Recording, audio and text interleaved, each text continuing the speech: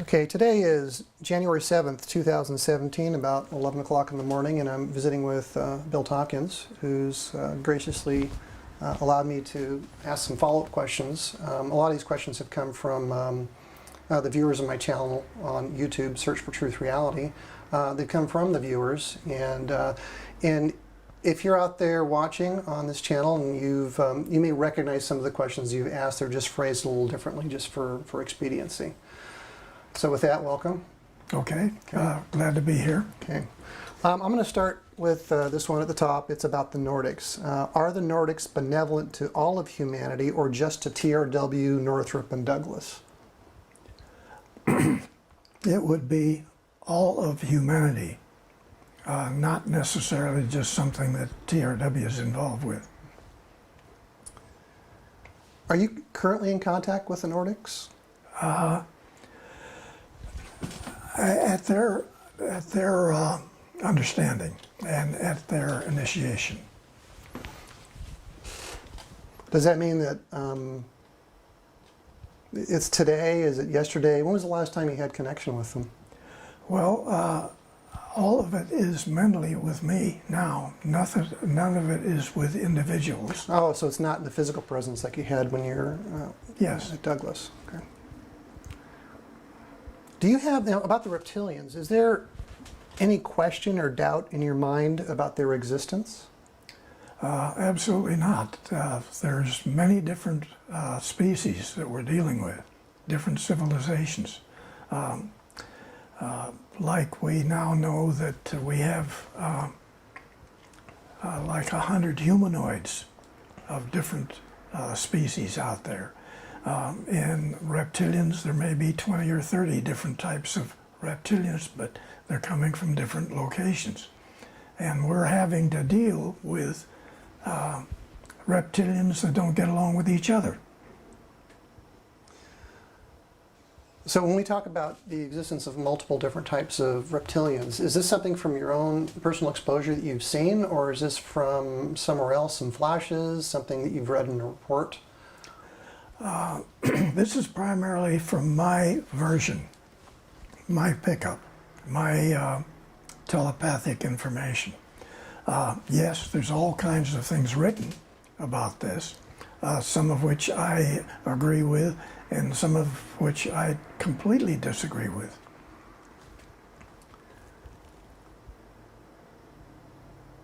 Are the reptilians suppressing humanity? Yes. How do you yourself personally know that the suppression is happening? Okay, you're asking a difficult question, but we have to go back to TRW and we have to realize the level of major laboratories and sub-labs who have been working on this for since the middle 60s. So this is not something that just started. It's been going on a long time. And there's a great deal of information which has been put together by laboratory directors at TRW. In some cases, 2 or even 3 laboratories were given the assignment. Independently, they worked on this. This went on for years, and even now, where Grumman, Northrop Grumman, has bought TRW, this is continuing as we're talking. The research has continued today? Yes. You've mentioned TRW in the labs and the sub-labs have been working on this since the 60s. What have been their inputs? Are you privy to what they had access to be able to come to these conclusions about the suppression by the reptilians? I would have to say that most of this is research which is done by the TRW laboratories. So they have a specific mission that they're assigned. They take every method and every tool that they can come up with to research this. And remember, when you address TRW, you're addressing essentially the first think tank on your planet. So their methods, their approaches are not necessarily what the public understands or is even have access to. Is there anything that you can tell us from your experience at TRW that might shed a light on that and help us to understand a bit more about how all that works? I can discuss some of it, other areas that I can't. But to try to answer your question,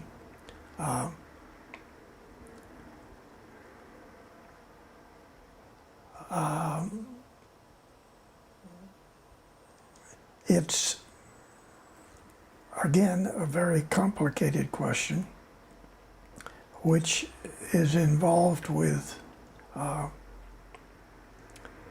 great deal of programs that NAV Space is working on, which is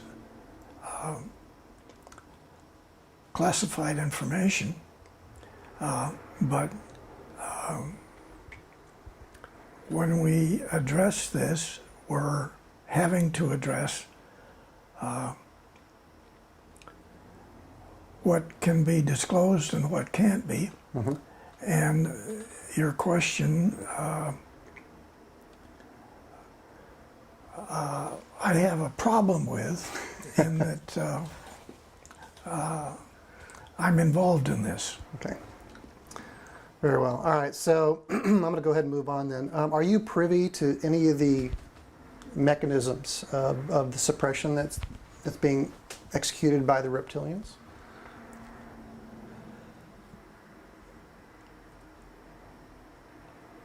Again, I have to not get into that. Okay. Bill, what can you tell us about life extension?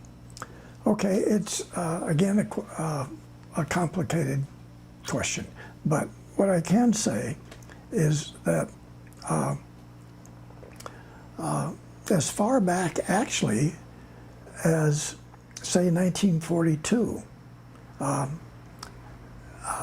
working with Admiral Riccobotta on the program, which is using the Navy operatives to get information back from Germany about the extraterrestrials, reptilians specifically, who made agreements with the SS to support Germany with actually production programs of numerous different type of reptilian space vehicles, from spacecraft carriers to destroyers to cruisers to transports. Okay, so along with that was the program of extending the life of the German SS people on a part of a specific program. And this then relates to what you can pick up on the computer if you ask the question, what's the lifespan of humans, or what's the lifespan of reptilians? It's right on the computer. It may not be correct, but that's the information that's been released. So at TRW, years later, that was a major program. TRW was actually had 3 separate laboratories, which included probably 6 or 7 sub-labs, all working on different aspects of this strange system where, for whatever reason, the reptilians have been controlling your lifespan, period. Wow. I have a question from one of the Ralph Ring Otis T. Carr pods, who he knows who he is. I know who you are. You know what question I'm about to ask, sir, down there in Australia. He wants to know, have you ever heard of a company named the Electromation Company out of Santa Monica, California? This was a company that had actually done some construction on the OTC-X1 back in probably the late 1950s, early 60s, when Otis T. Carr came to Hesperia, California and set up a plant there in the old Osbrink plant? I'm aware of the program. I'm not privy to the program. So you're not privy to a company called Electromation Company at all? I know that it existed, Oh, really? yes, but I'm saying I don't know about the company. Or the company or the relationship. See, I didn't think you'd even heard of that company. Well, there you go, sir, down in Australia. I'm sure you appreciate that. And then I have another pod question from a gentleman in UK. He and I talk quite a bit. His question's a little bit more involved, so bear with me here while I read it. So in the 1950s, in the era of these think tanks, you have on that one hand, you've got these think tanks like Douglas, the Vault. Yeah. And then moving on to the 60s, you've got TRW and all their labs and sublabs. On the other hand, we have a guy named Otis T. Carr who had completed his encoded poem called Dimensions of Mysteries by 1952. And this is all Rosicrucian speak in this thing. And the lore is that he had encoded all the secrets of how to build an operable craft into these poems in Rosicrucian language. And by that time, he'd already made a test, which was the teleportation of his craft, a 40-foot in diameter flying saucer that Carr referred to as a circular foil craft. He's dubbed the OTC-X1, which happened to be inspired by Tesla. It was mentally controlled, and it powered itself through the ether. And it could have been superior to anything publicly created by any aircraft company at the time. And we have a photograph of Oberth, Herman Oberth, holding really a design of this craft in a book. And basically it's utilizing gentle forces released by the power of the atom in a very gentle way. So all this stuff about natural law. So now that's the setup to the question. His question is, what do you make of all that stuff? And how do these two coexist in this country, where you can have this private entity out here doing all this advanced technology, and then these think tanks doing their work as well in secret? Okay, I think I can answer that one. You're not going to want to hear this. First of all, the Air Force worked with several aerospace. They were just aircraft companies at the time. They were not aerospace companies, and built 4 or 5 different UFOs, circular craft. And they had big publicity with this, and they were, some of it was done in Canada, but some of it was done here in the States. And this was to show that it was the Air Force UFOs that everybody was seeing, so they weren't UFOs. That was a big program. Separate from that, individuals were given telepathically information, like Maria in Germany, to design and build different types of vehicles and set up information to continually support their programs to build these vehicles. And with her, it ended up actually in my book, which was the 1,442 people in her organization that were working on 7 or 8 different types of space vehicles with the intent to build a very large space transport and move large numbers of people, her friends, her family, off of the planet to go live on another star's planet, which didn't have the problems that Earth has. So that was just one area. But different people were given information, sometimes how to build these vehicles, and this was happening independent of the aircraft companies. And for whatever reason,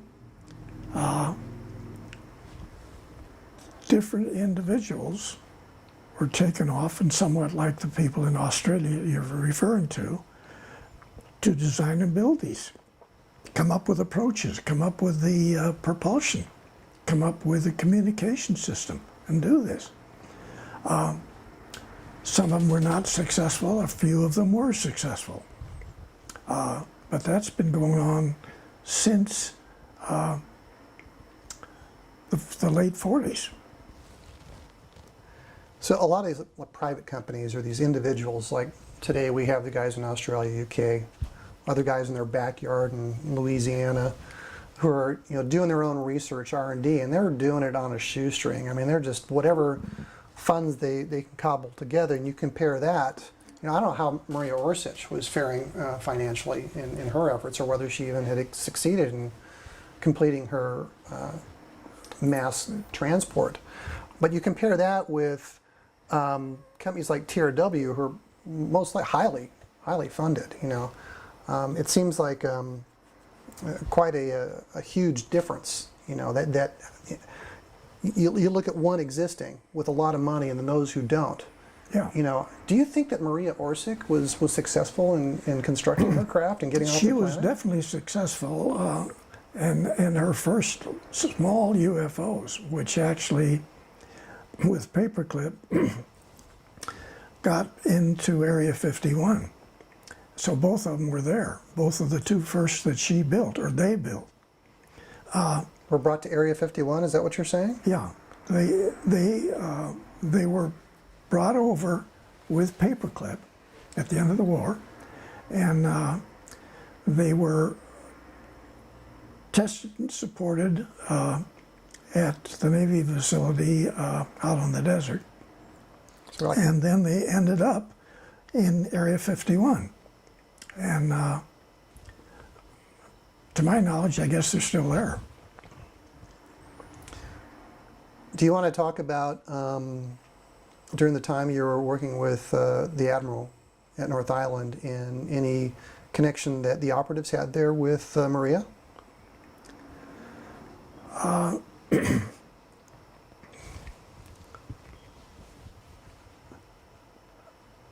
My understanding was that there was this young lady in Germany who turned out to be Maria, who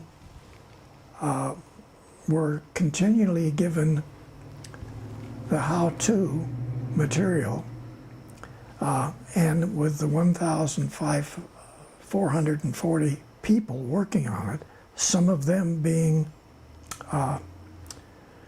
research scientists, some of them being engineers, some of them being designers, some of them being shoe salesmen in Berlin, some of them being ranchers out in the field, none of which had the money, but all had the monies presented to them. How? Do you know? You guys find out how they came into the funds? The funding simply became available. Some cases, they would essentially, the rancher would be able to given a funding through a loan, which didn't make any sense, but the loan then covered way over the value of what the ranch was. Other people would get loans of money through different approaches. The money was never a problem. Money was always provided to these 1,442 people to design and build these very large, kilometer-long space transports. Was this information part of the debriefing from the operatives about the monies? And Funding was always available to cover this. Yeah. Just like the numbers of people kept coming in to this organization. And so the operatives brought the information back to the Admiral, and Details of how it was financed, I guess, was, from what I learned, was just, it was automatic. Okay. All right. So, had you ever, before we met, I mean, I told you about Carr and his Yeah.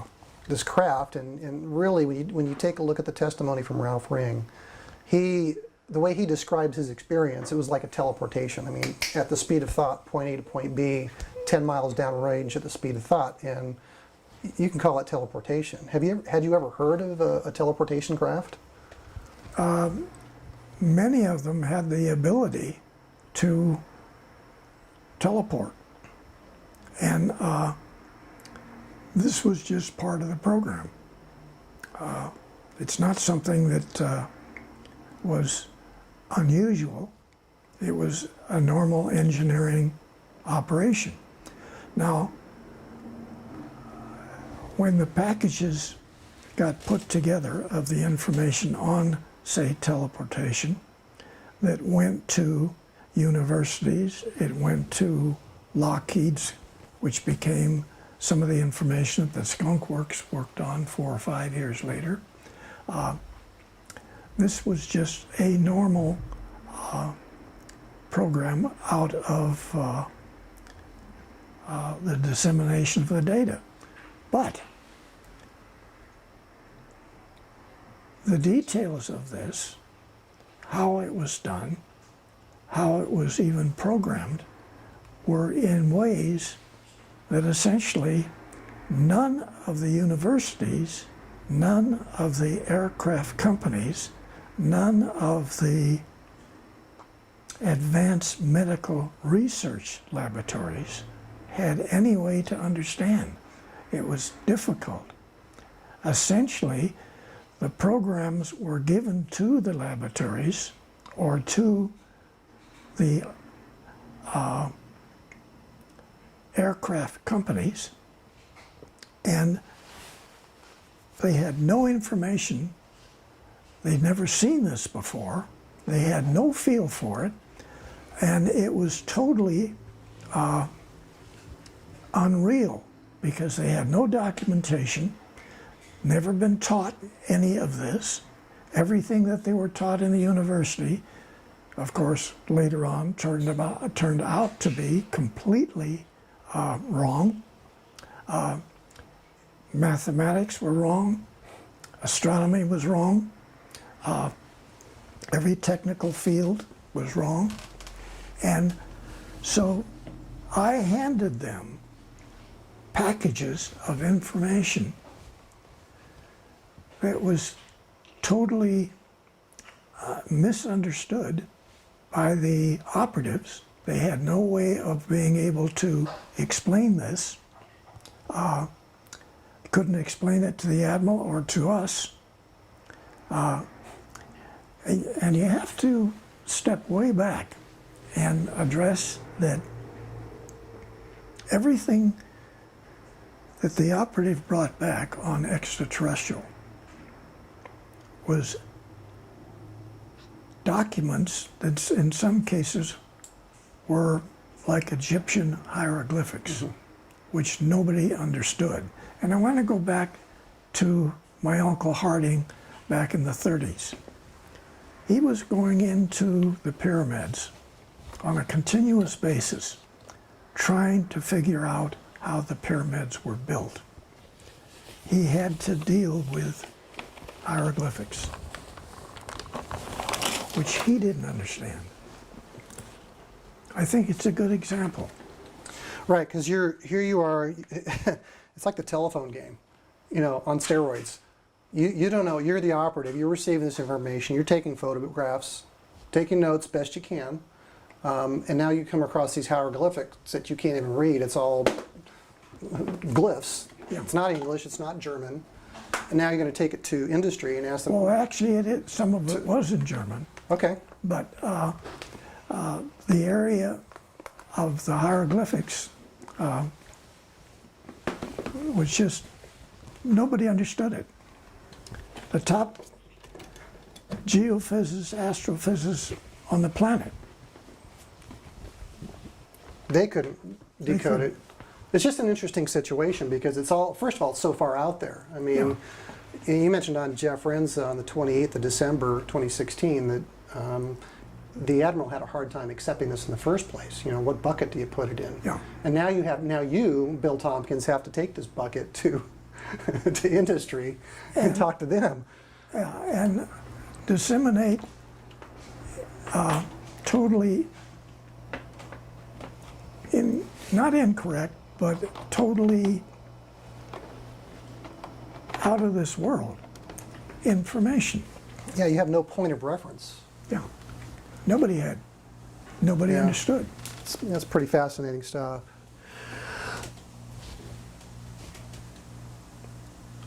I have another question from a person who lives in Utah. Okay. Okay, and she wants to know where in Utah is the underground Air Force facility located? Northwestern, southeastern? She thinks that she lives on top of it, or at least is very close.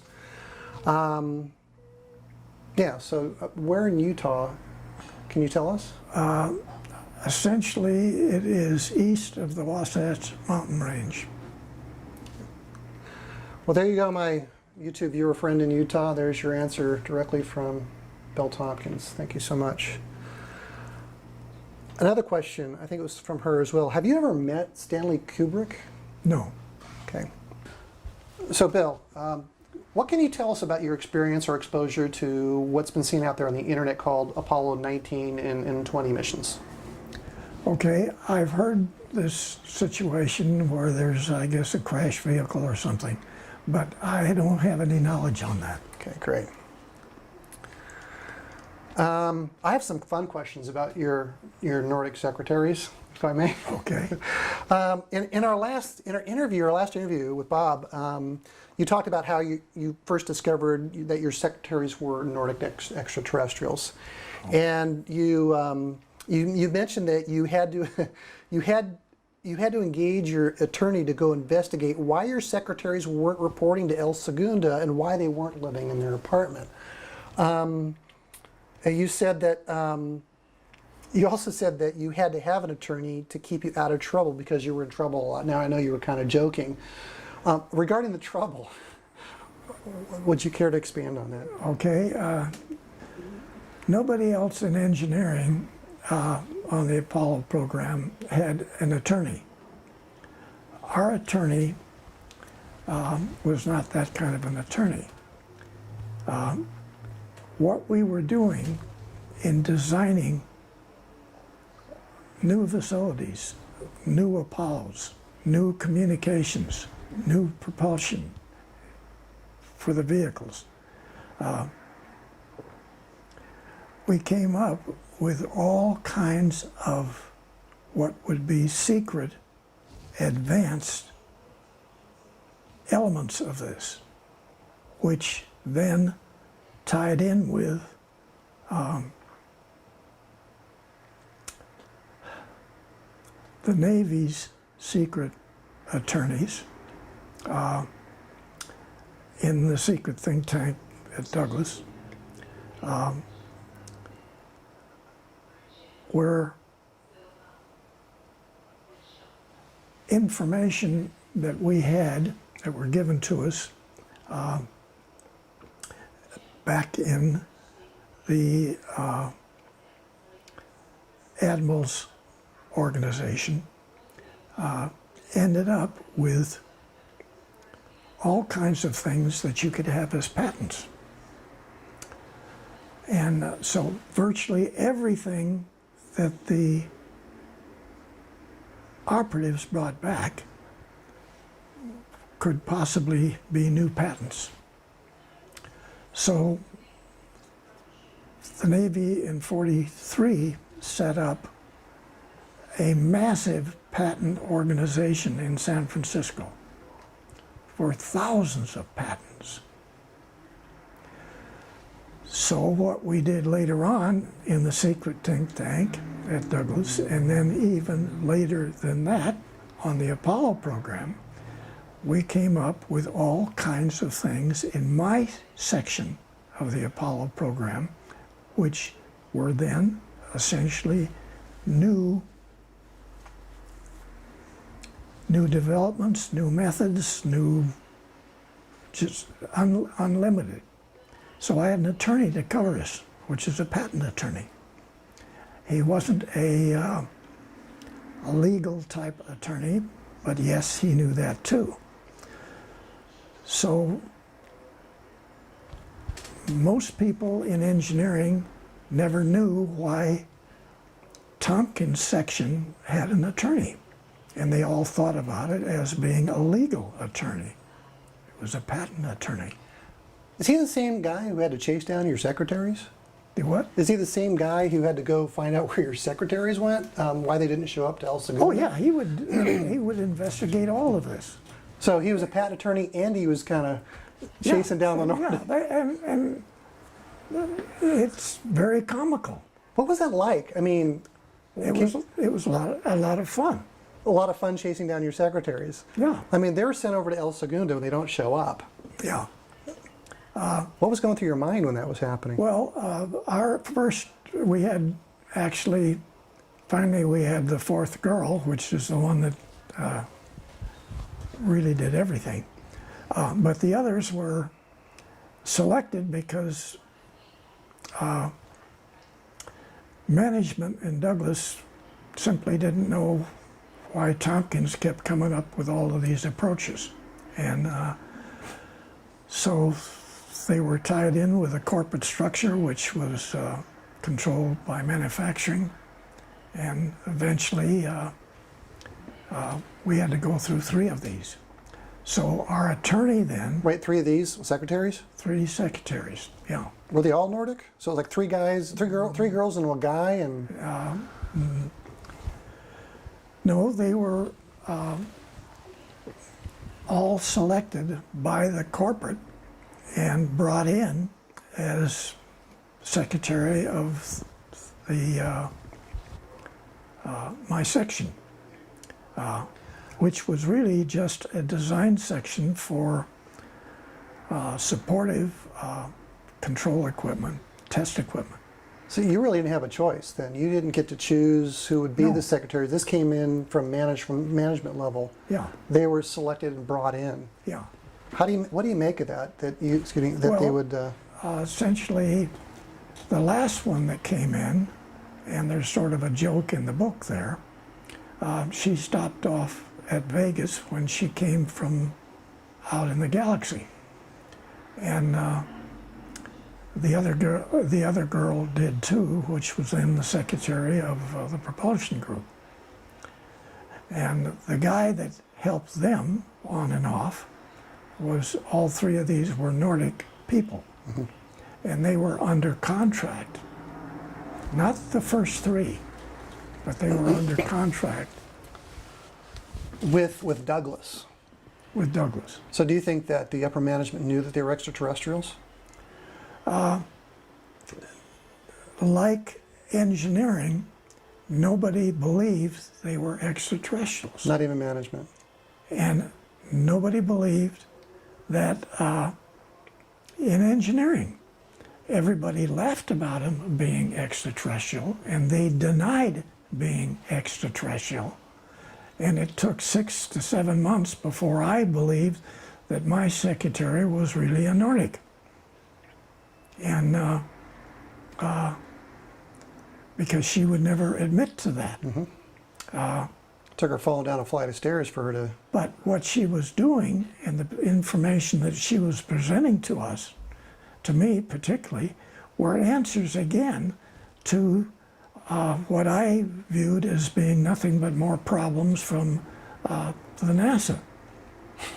And so essentially, yes, I thought of approaches that would fix things, but many of the others, I would say 50% at least, she came up with, which was the answers to the program. And having no way of knowing where this would come from. I guess what I'm kind of scratching my head about a little bit that I don't fully grasp is the whole notion of a contract. You know, this is who do they have a contract with? So let's say I'm a Nordic extraterrestrial. Now I have a contract or an agreement who do I have an agreement with? I'm going to come down here and I'm help Douglas or humanity. Who am I Okay, engaged with? essentially with the think tank, the secret think tank in Douglas, and that there was a contract that was essentially for Tompkins' secretary to be a Nordic and essentially to answer all these problems and allow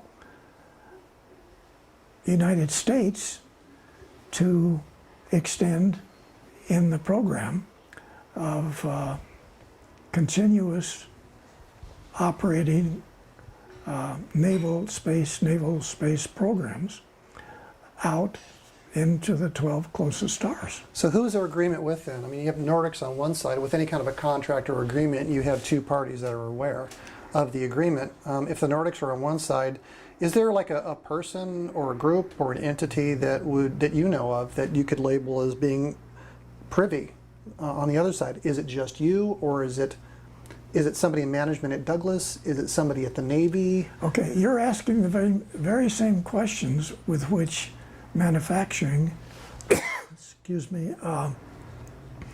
were demanding answers to. Okay. And obviously, we didn't have the answer, but we wouldn't tell them that.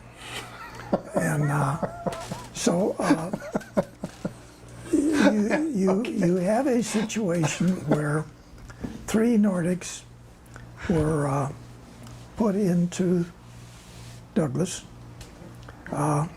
with the approval of Douglas Sr., who structured the secret think tank with two Navy admirals and two Army Air Corps generals.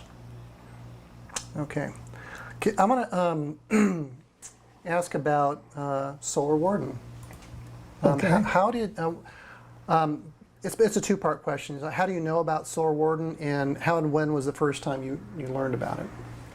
Okay, Solar Warden was the program inside the secret think tank at Douglas. That's where all of it came from. Okay? Yes, it was supported by the Nordics. The words Solar Warden were never used. I never heard this. The program was simply one of the numbers of programs that later on TRW accepted for all of the space research programs. Many of them had titles, but they all had numbers. And sometimes the title had absolutely nothing to do with what the number was. This was not sometime, but it was purposely set up to maintain a secret control over who is knowledgeable of what. Okay. And the entire TRW was set up that way.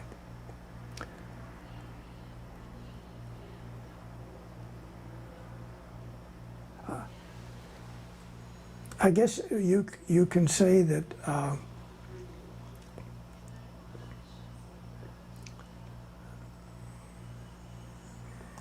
this was the norm. This was accepted as the norm. And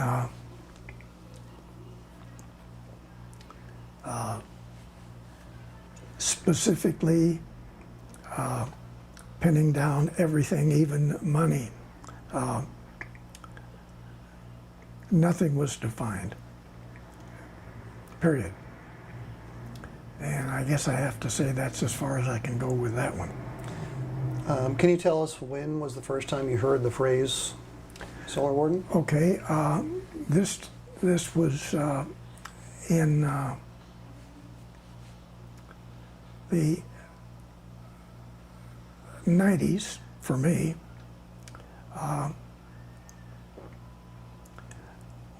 We had been doing this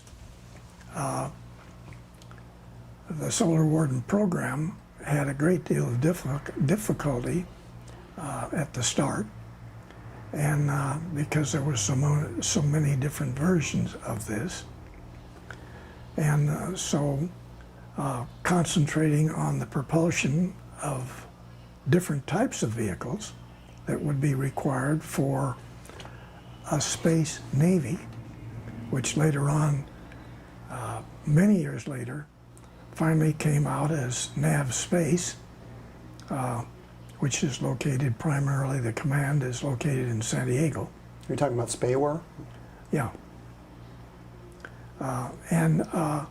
But the words Solar Warden didn't even exist back then. But the planning for it, the missions, were all part of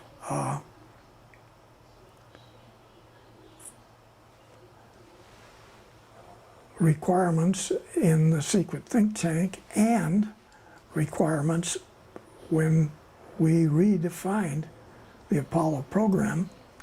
And then I presented this to Dr. von Braun and Dr. Debus in, I guess, what was an illegal mission, which I got fired for later on. But those 4 major changes to the program allowed us to get to the moon, but not implement all of the missions. Because when we got there, we were told to go ahead and finish our planned 3 or 4 missions, primarily to cover up the situation where we were told it's a no trespassing. Right.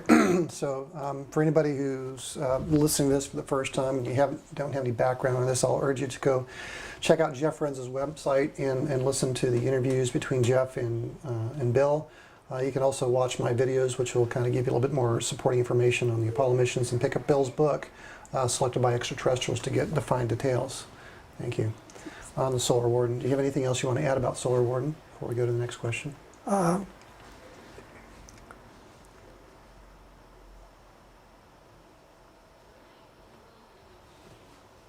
It was a slip up for that title to come out.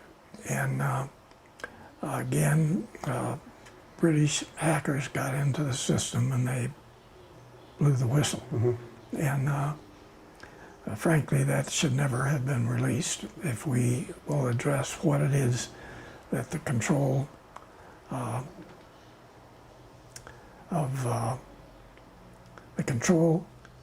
that the elite in management of our country and their control over the Navy. And this essentially, we can't blame every president that's been involved in this, President of the United States, or all of the committees, Congress, everybody else, because their minds have been controlled too. Not just the public's, but their minds are controlled. So they're not fully responsible for what they've been accused of. And this gets into a tremendously complex program of mind control at different levels, period. I have a question from a casting director out of Hollywood. His name is Craig Campobasso. He's the author of 3 books and also the producer of a film called Stranger at the Pentagon, which is an adaptation of the book written by of the same title by Dr. Frank Stranges. And Craig wants to know whether you've ever met Valiant Thor, who spent 3 years at the Pentagon as their guest. No.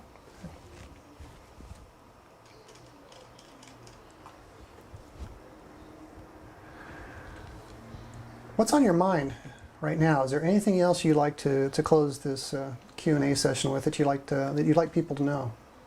I'd like to go back to how this got started as far as my being involvement.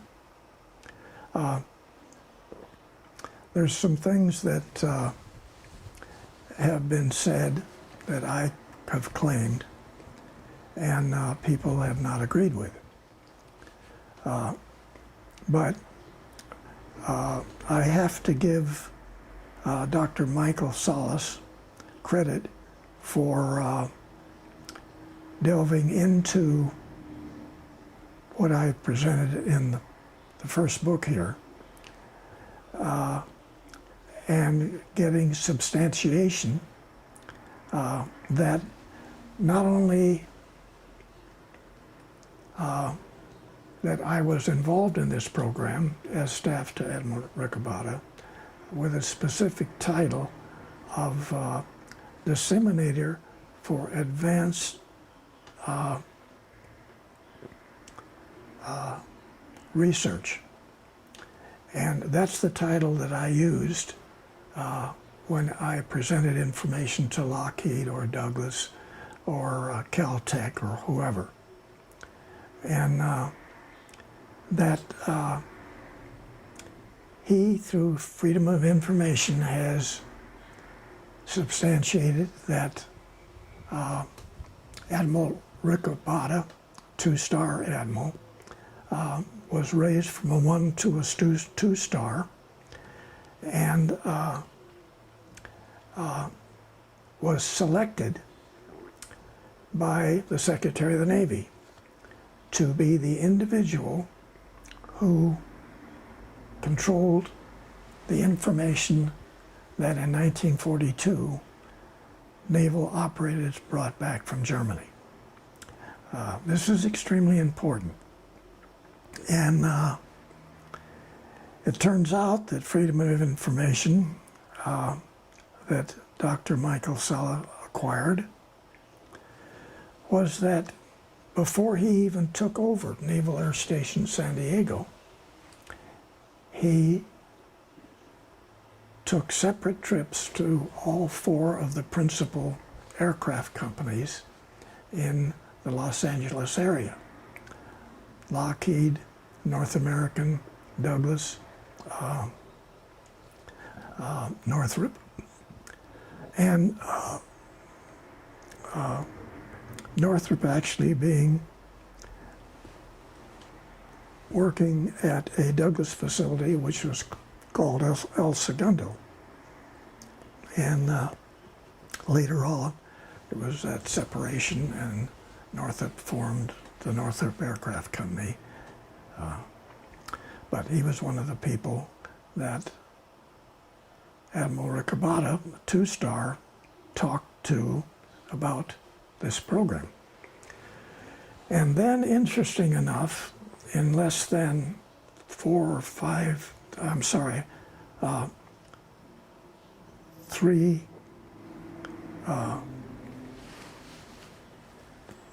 2 months, William Tompkins presented the first packages to these companies. And that what's most important here is that, and frankly, I would say this is definitely not common knowledge, but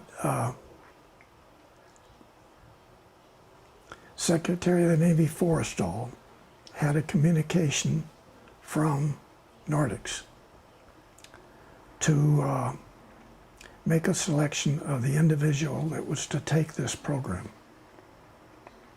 That individual was not even an American. He was from Australia. He went to school here, joined the Navy, went up in ranks very fast to finally a 1-star admiral. But what's important here is that of the 37 admirals that could have been picked to handle this. An individual who had not been influenced by having graduated from Annapolis or gotten all of the incorrect information about everything on this planet, which is misinformation that's been given to us by the reptilians for at least 5,000 years, controlling this planet. None of those Annapolis graduates were selected, but an individual that was selected had never gotten a university education. And I think this is extremely important because virtually every PhD on this planet has been given incorrect information. It's the major problem that we have in this subject as far as disclosure is concerned, because the PhDs have been lied to, all of them. And that, why was it Secretary of the Navy Forrestal selected an Australian man without an education to be the implementer of the most important information that's ever taken place on this planet? We got to ask questions, period. All right, everybody, I want to thank you for tuning into my channel, subscribing. If you like this, please share, and we'll see you all next time. Thank you very much.